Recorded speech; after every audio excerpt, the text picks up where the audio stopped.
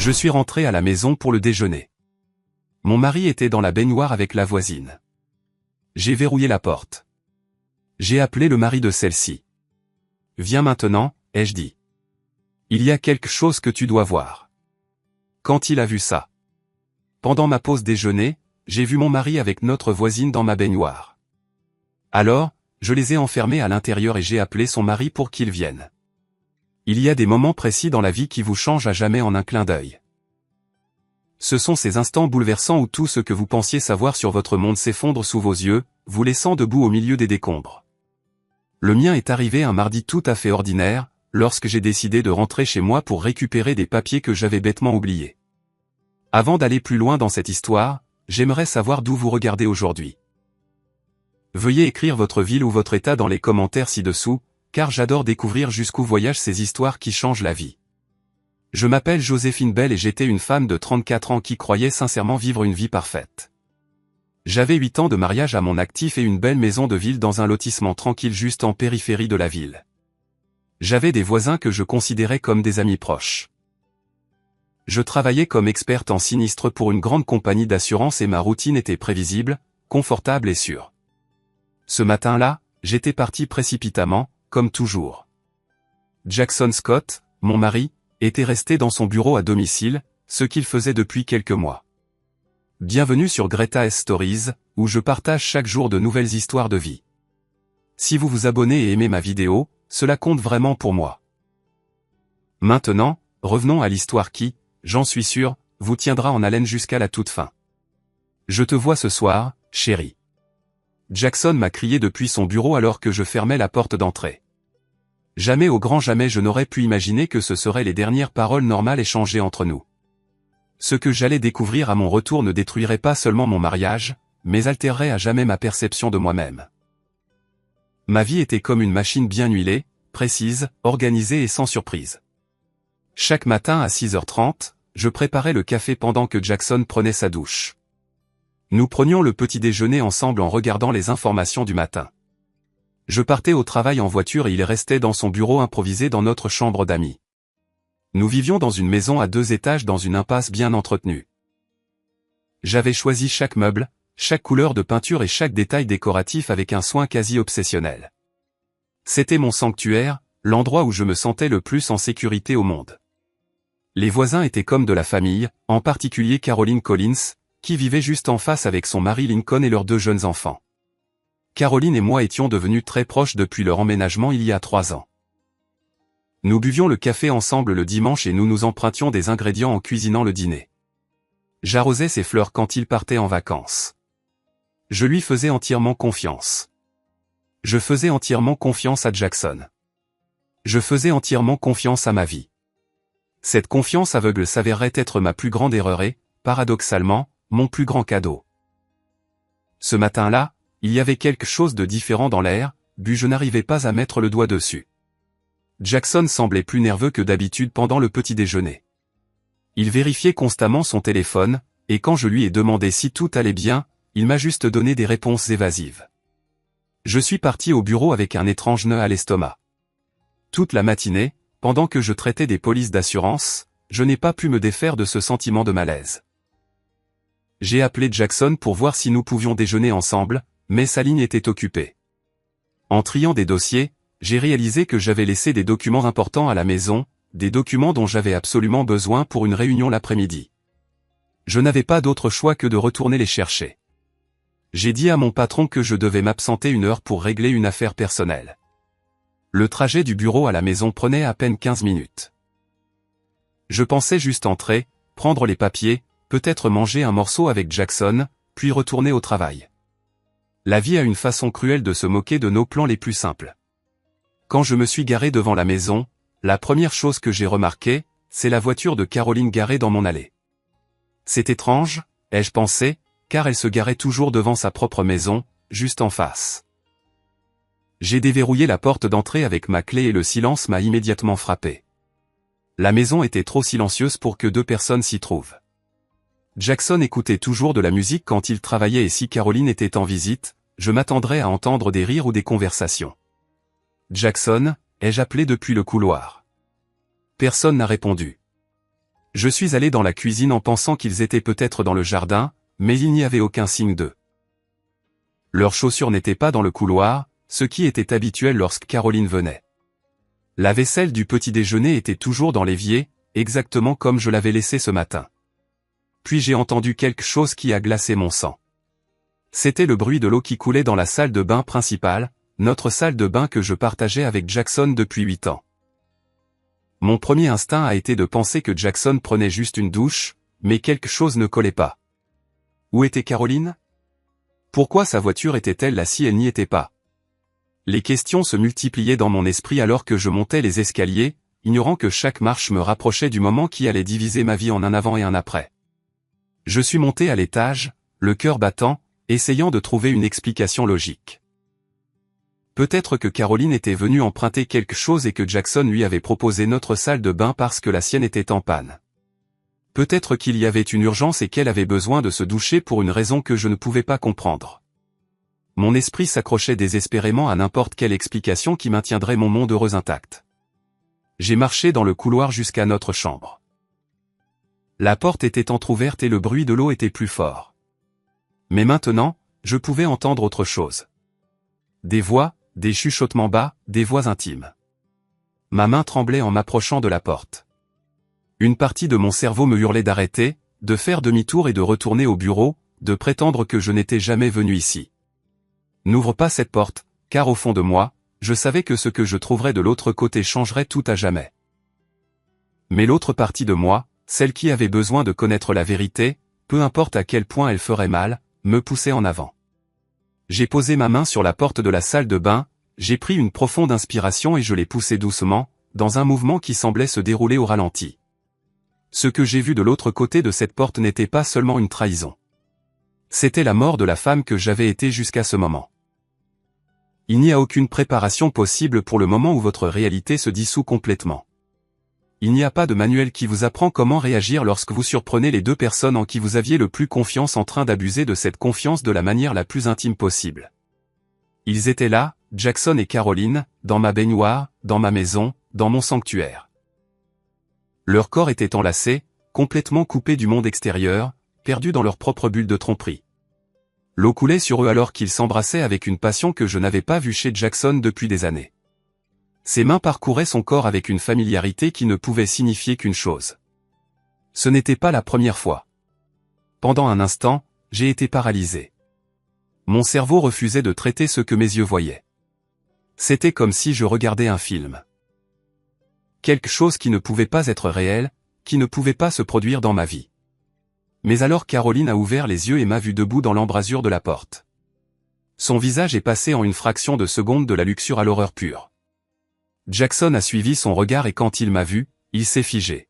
« Joséphine » a-t-il murmuré comme si prononcer mon nom pouvait magiquement annuler ce qui venait d'être révélé. À ce moment-là, quelque chose s'est brisé en moi, mais ce n'était pas ce à quoi je m'attendais. Ce n'est pas mon cœur qui s'est brisé. Ce sont les chaînes de la femme soumise et confiante que j'avais été jusque-là. Je n'ai pas crié. Je n'ai pas pleuré. Je ne me suis pas effondré comme il s'y attendait probablement. Un calme étrange, presque surnaturel, s'est emparé de moi. C'était comme si j'étais sorti de mon propre corps et que j'observais la scène d'en haut, complètement détaché des émotions que j'étais censé ressentir. « Restez exactement où vous êtes », ai-je dit d'une voix que je ne reconnaissais pas comme la mienne. Elle était froide, contrôlée et puissante. Jackson a essayé de sortir de la baignoire. « Joséphine, attends. Je peux expliquer. » « Ne bouge pas », ai-je répété, et quelque chose dans mon ton l'a fait s'arrêter immédiatement. J'ai fermé la porte de la salle de bain d'un mouvement décidé, et sans hésiter une seconde, j'ai tourné la clé dans la serrure. Le clic de la serrure a résonné comme un coup de feu dans le silence. « Joséphine, qu'est-ce que tu fais ?» La voix de Caroline semblait paniquer de l'autre côté de la porte. « Restez là-dedans et réfléchissez à ce que vous avez fait, » ai-je répondu, me surprenant moi-même par la froideur de mes mots. En attendant, je vais passer quelques appels. Je me suis dirigé vers ma table de chevet, j'ai pris mon téléphone portable et j'ai cherché un numéro dans mes contacts. Un numéro que j'avais composé des centaines de fois pour des choses futiles. Des invitations à dîner, de l'aide de voisinage, des conversations informelles, mais jamais pour quelque chose comme ça. Lincoln a répondu à la deuxième sonnerie. Allô, Joséphine. Comment vas-tu? Allô, Lincoln, ai-je répondu avec le même calme terrifiant. J'ai besoin de toi ici, chez moi, immédiatement. Il y a quelque chose que tu dois voir. Pendant que j'attendais l'arrivée de Lincoln, je me suis assise sur le bord du lit, le même lit que j'avais partagé avec Jackson pendant 8 ans, et j'ai laissé la réalité me frapper de plein fouet. Les signes étaient là depuis le début. Jackson travaillant plus souvent à la maison, ses visites à la salle de sport de plus en plus longues, la façon dont il rangeait son téléphone dernièrement quand je m'approchais, les douches supplémentaires qu'il prenait pour se détendre après le travail. Et Caroline. La douce Caroline, qui trouvait toujours des excuses pour venir quand Jackson était à la maison, qui avait soudainement commencé à s'habiller différemment. Plus aguicheuse, surtout les jours où je travaillais. Elle connaissait des détails sur la routine de Jackson que je ne lui avais jamais dit. Des chuchotements désespérés provenaient de la salle de bain, ainsi que le bruit de leur coup léger sur la porte. « Joséphine, s'il te plaît. »« C'est de la folie, » a dit Jackson. « Laisse-nous sortir pour qu'on puisse parler comme des adultes. » Des adultes. Le mot m'a fait rire. Les adultes étaient ceux qui couchaient avec la femme du voisin dans la propre maison de leur femme. Les adultes étaient ceux qui construisaient des mensonges élaborés pour cacher leur trahison. Mon téléphone a vibré. Un message de Lincoln disant qu'il avait quitté le travail. J'ai répondu en lui disant de simplement entrer. J'expliquerai quand il arriverait. Pendant ces minutes d'attente, j'ai fait quelque chose que je n'avais jamais fait de ma vie. J'ai vérifié le téléphone de Jackson. Il l'avait laissé sur la table de chevet en allant se doucher. Il n'y avait pas de code d'accès. Après 8 ans de mariage, nous croyions en la transparence totale. Quelle ironie. Ce que j'y ai trouvé a confirmé que cette trahison était bien plus profonde que je ne l'avais imaginé. Les messages entre Jackson et Caroline remontaient à plus de 6 mois. 6 mois remplis de « Bonjour, ma belle » et de « Je n'arrête pas de penser à toi ». 6 mois de plans soigneusement orchestrés pour se voir quand je n'étais pas là. 6 mois à rire de mon ignorance, de la facilité avec laquelle on pouvait me tromper. Joséphine est tellement naïve, avait écrit Caroline. Je pense qu'on pourrait le faire dans le salon sans qu'elle s'en aperçoive. C'est ce que j'aime chez toi, avait répondu Jackson, tu es son opposé, aventureuse, spontanée, amusante. Mais le message qui m'a déchiré intérieurement datait de seulement 2 jours. Tu penses qu'on devrait leur dire, demandait Caroline. Parfois, je me sens coupable pour Joséphine. C'est une si bonne personne. Pas encore, avait répondu Jackson.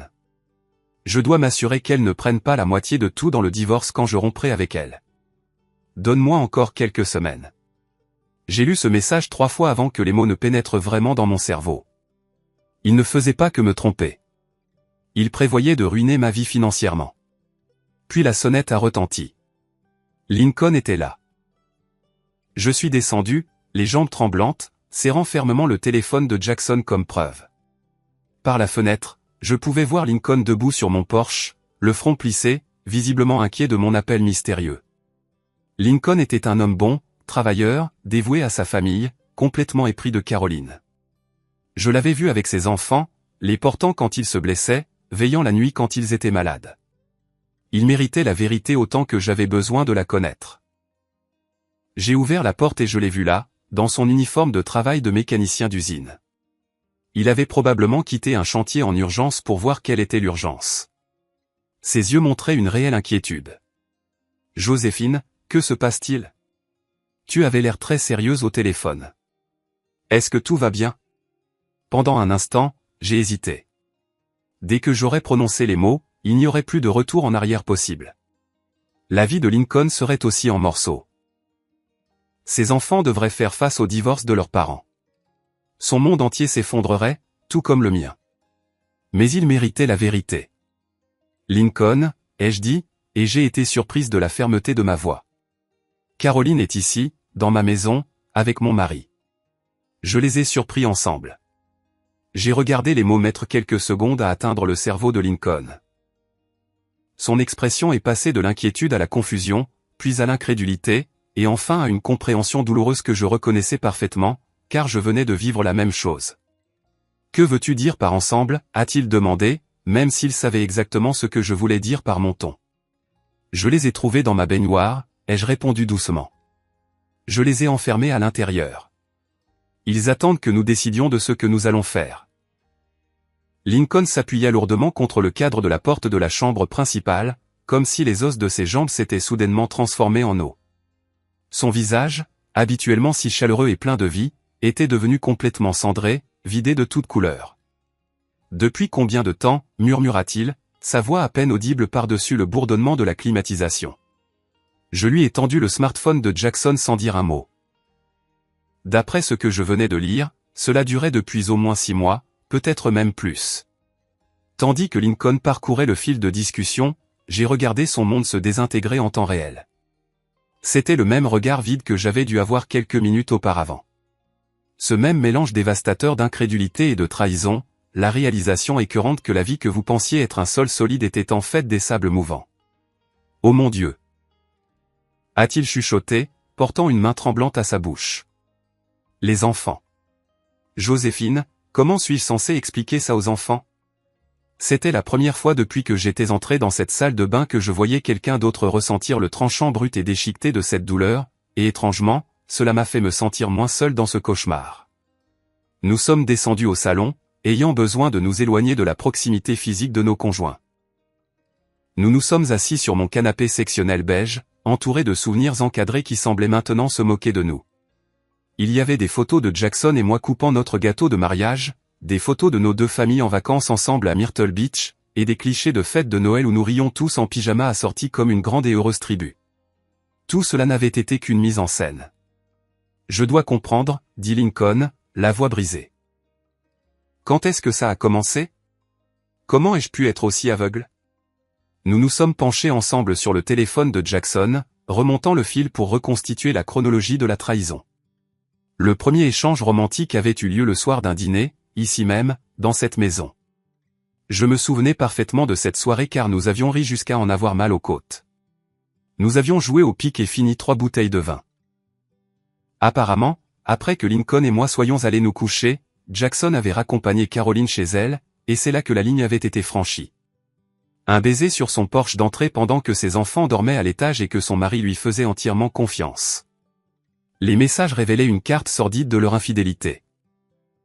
Il y avait des rendez-vous dans des motels bon marché près de l'autoroute pendant mes heures de travail, des rencontres rapides dans le SUV de Caroline sur des parkings relais isolés, et même des rendez-vous galants dans ma propre maison les jours où j'avais des réunions de direction toute la journée. « Regarde ça », dit Lincoln, pointant un horodatage d'un doigt tremblant. Samedi dernier, j'ai emmené les garçons au zoo parce que Caroline disait qu'elle avait une migraine. J'ai senti une vague de nausées. Ce même samedi, Jackson m'avait dit qu'il allait jouer au basket au gymnase avec les gars. Il était rentré en sueur et épuisé.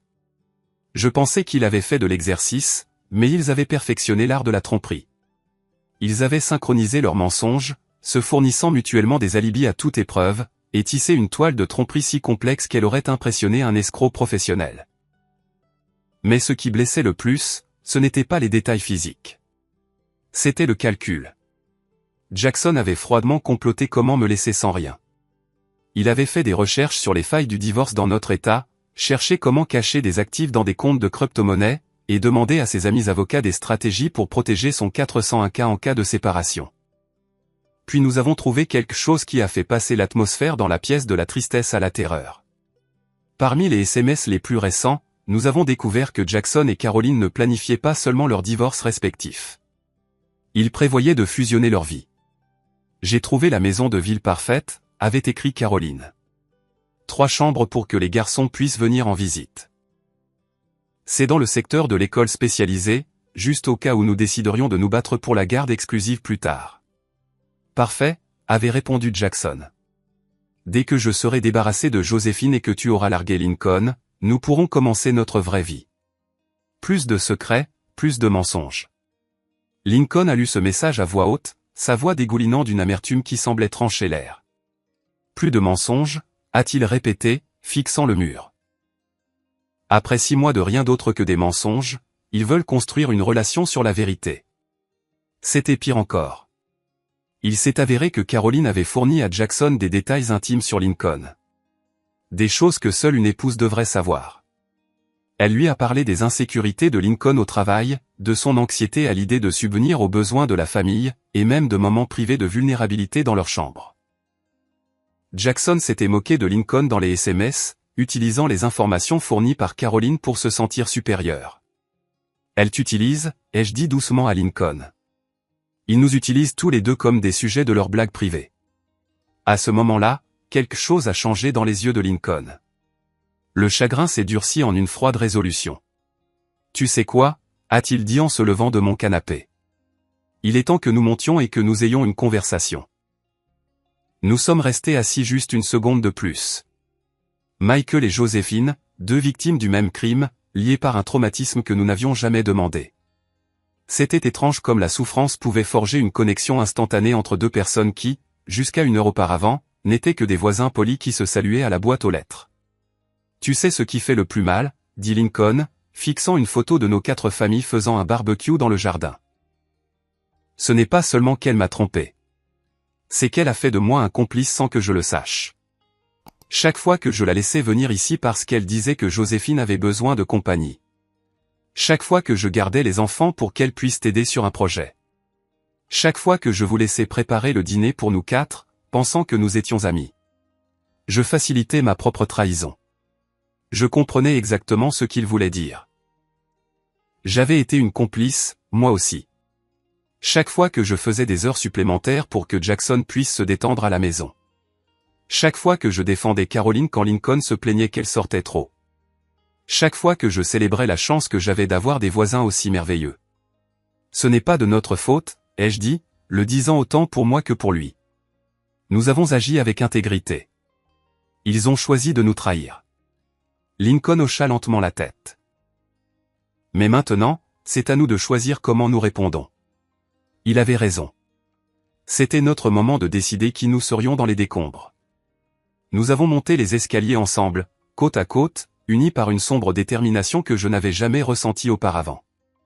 Pour la première fois de la journée, je ne me sentais pas comme une victime. Je me sentais comme une femme qui venait de découvrir sa colonne vertébrale. Alors que nous atteignions le couloir, les bruits provenant de la salle de bain principale avaient changé. Ce n'était plus un chuchotement désespéré et étouffé. C'était une véritable dispute. C'est de ta faute, siffla Caroline à travers le bois. Tu m'avais promis qu'elle ne rentrait jamais pour le déjeuner le mardi. Ma faute, rétorqua Jackson, sa voix s'élevant. C'est toi qui as insisté pour venir aujourd'hui. On aurait pu attendre ce soir comme d'habitude. J'en ai marre d'attendre, hurla Caroline. J'en ai marre des motels bon marché et de courir partout. Tu avais dit que tu aurais eu les papiers prêts maintenant. Lincoln et moi nous sommes regardés. Même maintenant, piégés et exposés, ils se retournaient l'un contre l'autre au lieu de prendre leurs responsabilités. Jackson cria de l'intérieur, « Joséphine, je sais que tu es là. S'il te plaît, nous pouvons régler ça de manière civilisée. Laisse-nous sortir et nous pourrons parler comme des adultes matures. » Lincoln s'approcha de la porte, son ombre tombant sur le bois. « Jackson, dit-il, sa voix plus profonde et plus terrifiante que je ne l'avais jamais entendue. C'est Lincoln. Je pense que toi et ma femme avez des explications à donner. » Le silence qui suivit fut lourd et suffocant. Lincoln, la voix de Caroline semblait petite, comme celle d'un enfant pris en train de voler des bonbons. Lincoln, chérie, laisse-moi t'expliquer. J'attends, répondit-il avec un calme qui reflétait mon propre état antérieur. Ce n'est pas ce que tu crois, balbutia Caroline. Lincoln laissa échapper un rire court et sombre. Caroline, tu es nue dans la baignoire de nos voisins avec son mari. Exactement. Quelle partie de ça n'est pas ce que tu crois?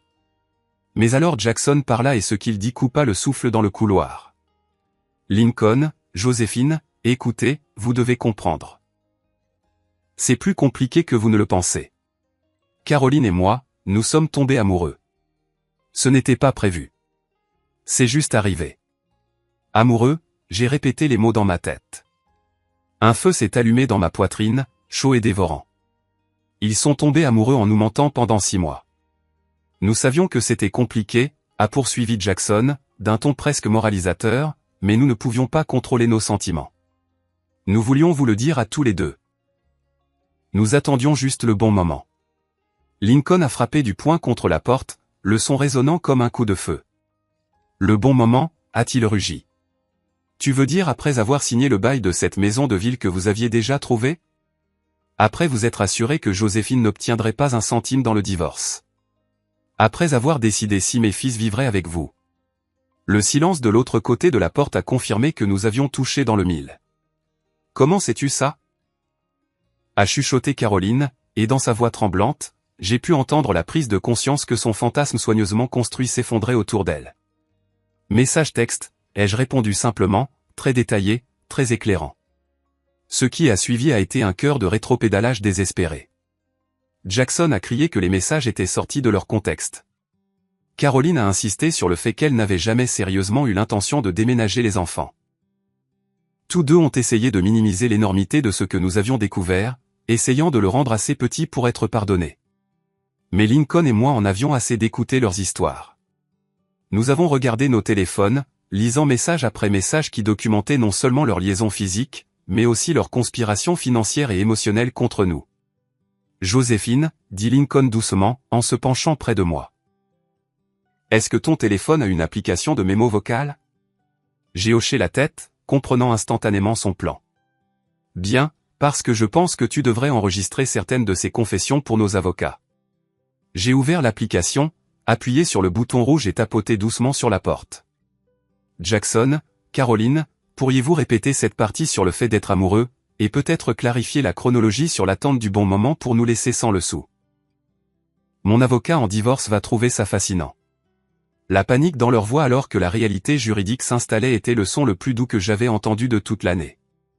Lincoln et moi sommes redescendus, les laissant enfermés avec leurs aveux enregistrés et leur terreur grandissante.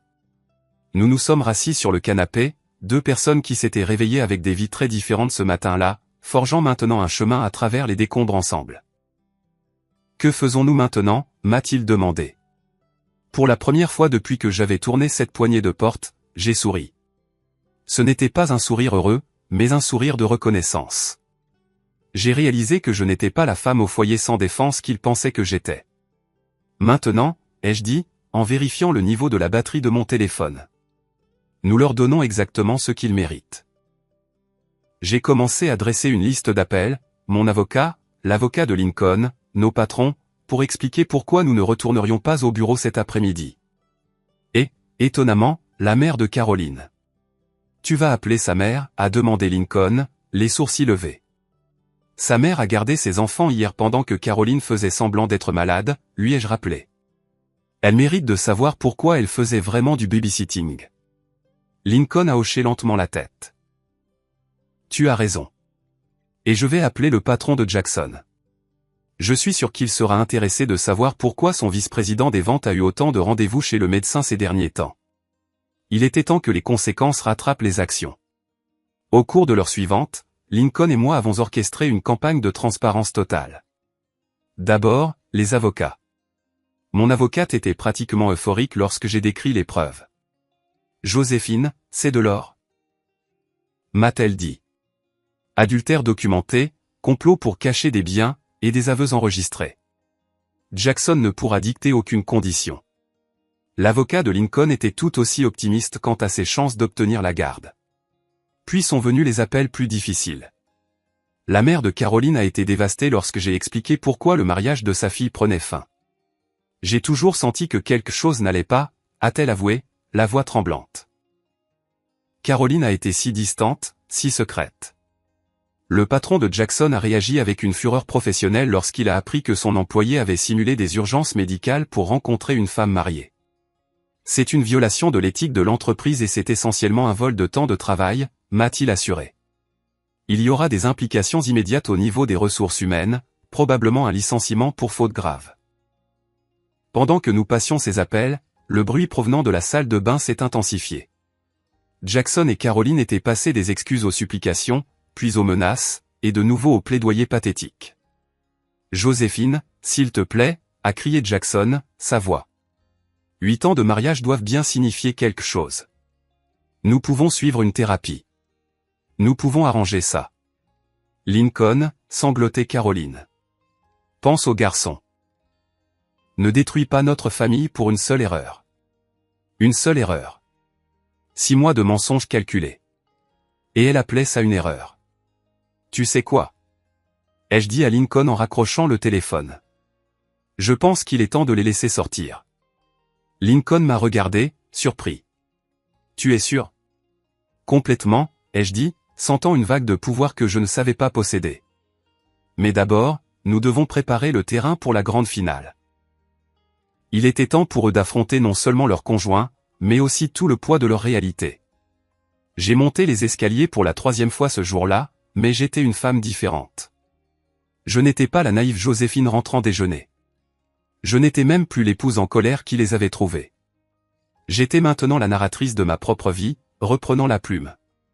Lincoln me suivit et nous nous tînmes devant la porte de la salle de bain. Le bruit à l'intérieur avait cessé. Plus de supplications, juste un silence lourd et terrible. Le son de personnes réalisant que leur monde avait pris fin. Avant de tourner la clé, j'ai regardé Lincoln et j'ai dit, je veux que tu saches quelque chose. Cette expérience m'a changé pour toujours, et certainement pas de la manière dont il s'y attendait. Lincoln m'a fait un signe de tête de l'autre côté du couloir, ses yeux reflétant la même détermination d'acier que je sentais se durcir dans ma propre poitrine. Il m'a dit doucement que ce cauchemar lui avait montré qu'il était plus fort qu'il ne l'avait jamais cru possible, et je savais exactement ce qu'il voulait dire. J'ai plongé la main dans la poche de mon jean et j'ai enroulé mes doigts autour du métal froid de la clé. C'était la même clé que j'avais tournée dans une panique aveugle il y a à peine 1 heure. Un acte instinctif d'autodéfense alors que mon monde s'effondrait. Mais maintenant, alors que je la tenais fermement, les bords dentelés s'enfonçant dans ma paume, elle représentait quelque chose de entièrement différent. Ce n'était plus un outil pour se cacher. Elle représentait ma décision consciente et délibérée non seulement d'ouvrir une porte, mais de déverrouiller un nouveau chapitre terrifiant et magnifique de ma vie. J'ai pris une profonde inspiration qui a rempli mes poumons d'une soudaine vague de clarté. Jackson, Caroline, dis-je clairement, ma voix résonnant à travers le bois de la porte de la salle de bain principale. Vous allez sortir maintenant, mais vous devez comprendre que les règles ont complètement changé. J'ai tourné la clé dans la serrure, le déclic sonnant comme un coup de feu dans la maison silencieuse, et je me suis écarté. La porte s'ouvrit lentement, presque avec hésitation, et 2 personnes en sortirent qui ne ressemblaient en rien aux figures compétentes et arrogantes que j'avais enfermées là. La vapeur de la douche s'échappa avec eux, emportant l'odeur de mon gel douche coûteux qu'elle s'était sentie en droit d'utiliser. Ils n'étaient plus les amants complices et sur 2 qui avaient comploté pour démanteler nos mariages lors de déjeuners secrets et d'après-midi volés. Ils n'étaient que 2 personnes frissonnantes et exposées qui venaient de réaliser qu'elles avaient tout misé sur ce qui comptait et qu'elles avaient perdu. Jackson sortit le premier, enveloppé à la hâte dans l'une de nos serviettes de bain blanches et moelleuses. Ses yeux étaient rouges et cernés par la panique, arborant l'expression d'un homme qui calculait enfin le véritable coût de son arrogance. Caroline le suivit, serrant une serviette assortie autour de sa poitrine, tremblant violemment. Elle tremblait, non seulement à cause du froid humide de la climatisation qui frappait sa peau, mais aussi à cause de la réalisation écrasante que sa vie, telle qu'elle la connaissait, était effectivement terminée. Jackson tendit la main vers moi, un réflexe de 8 ans d'intimité, mais je reculai comme s'il était fait de feu. « Ne me touche pas, dis-je. » Ma voix était calme, dangereusement calme, un ton que je n'avais jamais entendu sortir de ma propre gorge auparavant. « Tu n'as absolument aucun droit de me toucher à nouveau. » Lincoln se tenait à côté de moi, un pilier de jugement imposant. Caroline essaya de parler, sa voix se brisant. « Lincoln, chérie, s'il te plaît, laisse-moi juste t'expliquer. » Lincoln leva la main, l'arrêtant avant qu'elle ne puisse tisser une autre toile. « Il n'y a rien à expliquer, Caroline. » Et il posa sa voix, plate et dépourvue de la chaleur à laquelle elle était habituée. « Tu as déjà tout expliqué très clairement dans tes messages textes. Tu l'as expliqué dans vos plans coordonnés pour emménager ensemble. Tu l'as expliqué dans la façon dont vous avez ri de notre naïveté, à Joséphine et à moi. Nous les avions vus nus dans tous les sens du terme. Nous les avions vus physiquement exposés dans ma baignoire, mais plus important encore, nous les avions vus émotionnellement nus dans leurs supplications et moralement nus dans leurs excuses pathétiques. Ils n'avaient plus aucun pouvoir sur nous parce qu'ils ne détenaient plus aucun mystère. Les secrets qui avaient alimenté leur liaison étaient maintenant les munitions de leur destruction. Asseyez-vous. Ai-je ordonné, en désignant le bord du lit king size que Jackson et moi avions partagé pendant près d'1 décennie. Asseyez-vous parce que vous allez écouter exactement ce qui va se passer ensuite. Ils se sont assis sur le bord du matelas comme des écoliers réprimandés et pour la première fois en 8 ans de mariage, Jackson n'a pas discuté avec moi. Il n'a pas remis en question mon autorité ni essayé de me manipuler en me faisant croire que je surréagissais. Il écoutait enfin, mais il était bien trop tard pour que cela ait de l'importance. Premièrement, ai-je commencé, arpentant lentement devant eux, les regardant se recroqueviller sous mon regard. Vous allez tous les deux vous habiller et vous quitterez ma maison immédiatement. Jackson, tu pourras revenir demain pour récupérer tes affaires essentielles, mais tu ne mettras les pieds sur cette propriété qu'avec une escorte de police ou un témoin neutre. Je change les serrures ce soir. Deuxièmement, ai-je poursuivi, sentant chaque mot recoudre un morceau de ma dignité. Nos avocats ont déjà été informés de toute la situation. Les fils de discussion, les enregistrements audio de vos confessions à travers la porte. La chronologie de vos manœuvres financières pour cacher des actifs. Tout a été documenté et sauvegardé sur le cloud. Jackson, ton petit fantasme de me laisser sans rien pendant le divorce vient de se transformer en ton cauchemar juridique.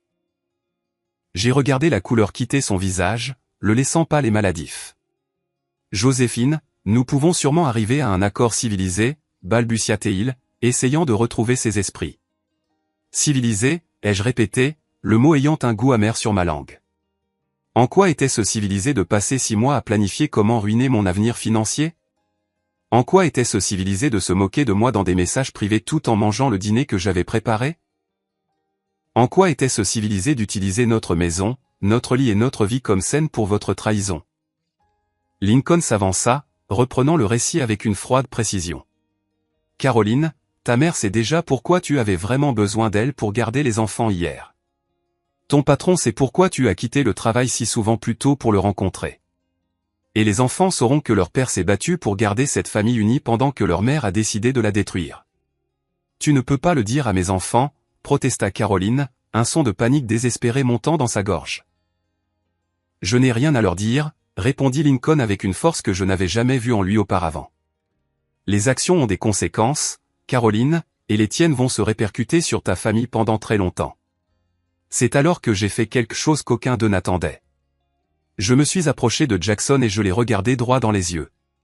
Sais-tu ce qui fait le plus mal dans tout ça, lui ai-je demandé doucement, ma voix à peine plus haute qu'un murmure. Ce n'est pas que tu m'aies trompé. Ce n'est pas que tu aies prévu de me voler. Ce n'est même pas que tu aies utilisé ma propre maison pour me tromper. J'ai fait une pause, laissant le silence s'étirer jusqu'à devenir suffocant. Ma voix a gagné en puissance à chaque syllabe. Ce qui fait le plus mal, c'est que tu as complètement sous-estimé qui je suis. Jackson m'a regardé, confus, clignant rapidement des yeux. Pendant 8 ans, tu m'as traité comme si j'étais faible, comme si j'étais stupide, comme si j'étais incapable de me défendre. Tout ton plan reposait sur le fait que j'étais la femme pathétique et inconsciente que tu pensais avoir épousée. Mais je n'ai jamais été cette femme, Jackson. J'avais juste besoin de quelque chose pour me réveiller. J'ai tourné la tête pour regarder Caroline qui fixait le sol. Et toi, Caroline, tu t'es dite mon amie pendant que tu complotais pour détruire ma vie. Tu as ri de mon innocence pendant que je t'ouvrais ma maison et mon cœur. Tu pensais que j'étais trop bête pour remarquer les signes. Mais me voilà, debout, et c'est vous qui avez tout perdu. La transformation était complète. Je n'étais plus la femme que j'avais été ce matin-là, celle qui s'inquiétait de faire le rôti parfait. J'étais quelqu'un de entièrement nouveau, quelqu'un qui avait trouvé sa voie, sa colonne vertébrale et sa capacité à regarder la trahison en face et à en sortir victorieuse. Maintenant, ai-je dit avec une finalité qui a tranché l'air, je veux que vous vous habilliez, que vous quittiez ma maison et que vous ne reveniez jamais. Votre histoire ensemble a commencé par des mensonges, et elle se termine par des conséquences. Mon histoire ne fait que commencer. Lincoln se tourna vers Caroline. Tu as 1 heure pour faire une valise avec l'essentiel et quitter notre maison aussi. Les avocats s'occuperont du reste. C'était le moment le plus puissant de nos vies. Quand ils sont finalement sortis par la porte d'entrée, l'air petit et défait, Lincoln et moi sommes restés seuls dans mon salon, entourés des débris de ce qu'avaient été nos vies de famille. Mais étrangement, je ne ressentais pas de dévastation. Je ressentais un immense sentiment de libération. Comment te sens-tu ? M'a demandé Lincoln en se tournant vers moi. J'ai réfléchi à la question un long moment, écoutant le silence de la maison. J'ai l'impression d'être né de nouveau, ai-je répondu honnêtement, comme si j'avais marché en dormant pendant des années et que je venais enfin de me réveiller. Lincoln a souri, un sourire authentique et fatigué. Moi aussi. C'est étrange, n'est-ce pas? On devrait être par terre en train de pleurer, mais je me sens plus fort que je ne l'ai été depuis des années. Il avait raison. La trahison, aussi angoissante qu'elle ait été, avait été le catalyseur dont nous avions besoin pour découvrir qui nous étions vraiment. Nous n'étions pas les versions idéalisées et idiotes que nos conjoints avaient créées dans leur tête, mais des personnes capables et résilientes. Ce soir-là, après que Lincoln soit rentré chez lui pour faire face à ses propres défis, je me suis assise seul dans ma maison. Mais je ne me sentais pas seul. Je me sentais libre. J'ai parcouru chaque pièce, me réappropriant mon espace, mon sanctuaire, ma vie. Cette maison ne serait plus la scène d'un crime. Ce serait l'endroit où une femme a trouvé sa force et a décidé de réécrire son histoire. Les mois qui ont suivi ont été une période de reconstruction totale. Le divorce a en fait été plus facile et plus rapide que je ne l'avais craint. Grâce à la montagne de preuves que Jackson avait si généreusement fournies dans ses SMS, il n'avait aucun levier. Il ne pouvait pas prendre un centime de plus que ce à quoi il avait droit, et il a perdu la capacité de cacher des actifs, ce qui a abouti à un règlement très favorable pour moi. Mais la victoire la plus importante n'était pas juridique ou financière. Elle était personnelle. Chaque jour qui passait sans Jackson était un jour où je redécouvrais qui j'étais sans la critique subtile constante d'un homme qui avait passé des années à diminuer ma valeur. Je suis retourné à l'école, en quelque sorte. Je me suis inscrite à des cours de peinture abstraite que j'avais toujours voulu suivre, mais que Jackson avait qualifié de perte de temps et d'argent. J'ai voyagé seul, faisant un road trip sur la côte californienne juste pour regarder l'océan. Je me suis fait de nouveaux amis qui me connaissaient comme la femme forte et indépendante que j'étais devenue, pas l'épouse soumise que j'étais auparavant. Lincoln et moi avons entretenu une amitié spéciale, liée par l'expérience partagée de la découverte de notre pouvoir dans notre moment le plus sombre. Il s'est également épanoui après son divorce, trouvant le temps d'être le père dont ses enfants avaient besoin sans les complications d'un mariage toxique. Un an après ce mardi, le jour que j'ai commencé à appeler le réveil, j'ai croisé Jackson à l'épicerie. Il avait l'air plus vieux, fatigué et usé. Sa relation avec Caroline n'avait pas survécu à la culpabilité, à la honte et à la ruine financière provoquée par leurs propres actions. Joséphine, dit-il en arrêtant son chariot près du rayon des fruits et légumes. Je voulais te dire que je suis désolé pour tout. Je l'ai regardé et j'ai réalisé avec un choc que je ne ressentais rien, pas de colère, pas d'amour, pas de haine, juste de l'indifférence. Je sais, ai-je répondu, réalisant que c'était vrai. Mais je n'ai pas besoin de tes excuses, Jackson. Ta trahison m'a offert le plus grand cadeau que tu aurais pu me faire. Elle m'a montré qui je suis vraiment. Aujourd'hui, alors que je partage cette histoire avec vous, 2 ans se sont écoulés depuis ce mardi qui a tout changé. Ma maison a été entièrement rénovée. Non seulement physiquement avec de la nouvelle peinture et de nouveaux meubles, mais aussi énergétiquement. C'est maintenant vraiment mon sanctuaire, rempli d'art que j'ai créé, de livres qui m'inspirent et de souvenirs d'aventures que j'ai vécues seul. La trahison ne m'a pas défini. Ma réponse à la trahison m'a défini. J'ai appris que parfois, les moments les plus dévastateurs de nos vies sont en fait les plus libérateurs. Parfois, notre monde doit s'effondrer pour que nous puissions réaliser que nous avons le pouvoir d'en construire un nouveau et meilleur. Toutes les fins ne sont pas heureuses au sens traditionnel du terme. Mon mariage a pris fin, ma confiance a été abusée et ma vie a été bouleversée. Mais j'ai trouvé quelque chose de bien plus précieux. Je me suis trouvé moi-même. À chaque femme qui écoute ceci et qui se sent perdue dans sa propre vie, qui se sent invisible ou non appréciée, qui croit qu'elle n'a pas la force de changer sa situation, je veux vous dire ceci. Votre force est là, elle vous attend. Elle a juste besoin du bon moment pour se réveiller. Mon histoire n'est pas une histoire de vengeance. C'est une histoire de renaissance. C'est découvrir que parfois, quand on pense avoir tout perdu, on est en fait sur le point de tout gagner. La trahison m'a donné ma liberté et ma liberté m'a donné ma vraie vie. Si cette histoire a touché votre cœur ou si elle vous a fait réfléchir à votre propre force intérieure, alors elle a atteint son but. Parce que chaque femme mérite de savoir qu'elle est plus puissante qu'elle ne le croit. Ce fut un vrai plaisir de vous avoir ici et de pouvoir partager mon parcours avec vous. Si vous avez apprécié mon histoire, veuillez montrer votre soutien en aimant cette vidéo et en vous abonnant à ma chaîne. Voyons à quel point notre communauté peut grandir. N'hésitez pas à écrire dans les commentaires de quelle ville vous écoutez et quelle heure il est là-bas. Je suis toujours si curieuse de voir d'où vous tous, merveilleuses personnes, vous connectez.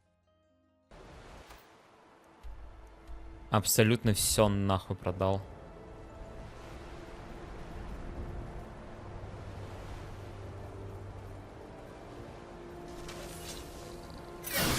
Чем не пользовался хотя бы два дня, все продал.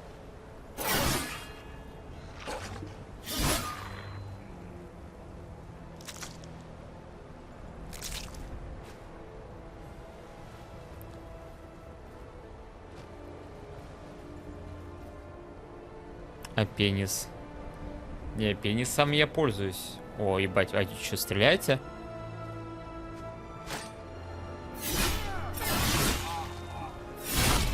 На нахуй. Подожди, а ты кто? Это босс, да?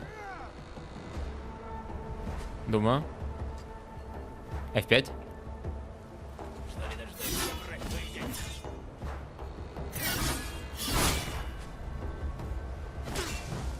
Хуя себе уебал.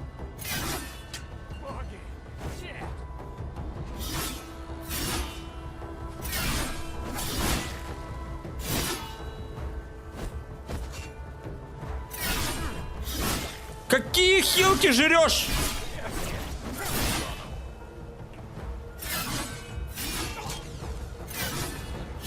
Да, блять, сдохни ты уже, мразь.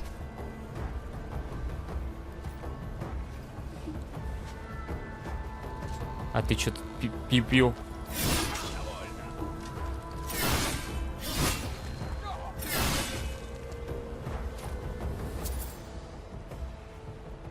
Пил он, блядь. Пил, блядь. Че мне тут выпало с этого типа? Стальной меч, амулет воли, кольцо силы, голова, перчатки, зелье восстановления 3. Пенисом я вроде пользуюсь еще. Кольцо воли. Повышает волю. Восстанавливает 1 единицу хп, МП. Секунду. Повышает силу на 1 единицу.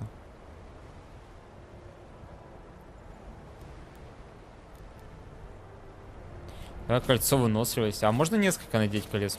Бля, почему кольцо только одно одевается? Че за бред? Я пошел сейчас мод качаю. У меня 10 пальцев, блядь.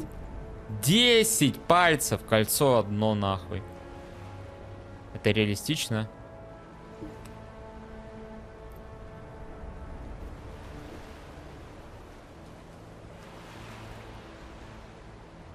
Нихуя не реалистично, как по мне.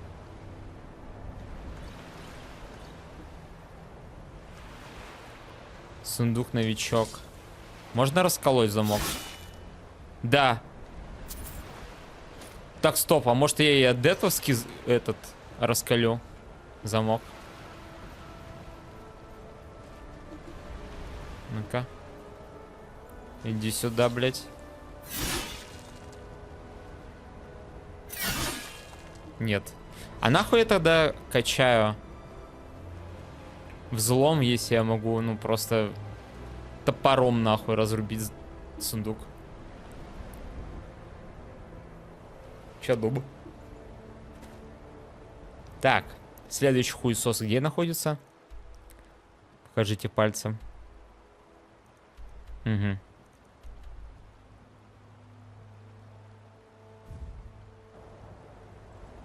А я могу прямо сейчас вот головы? Да, я могу голову потихоньку сдавать. Давай уж сначала все соберем. Хотя не сколько башка весит. А, квестовый предмет нихуя не весит. Нормально. Потом тогда эти головы отнесу куда-нибудь.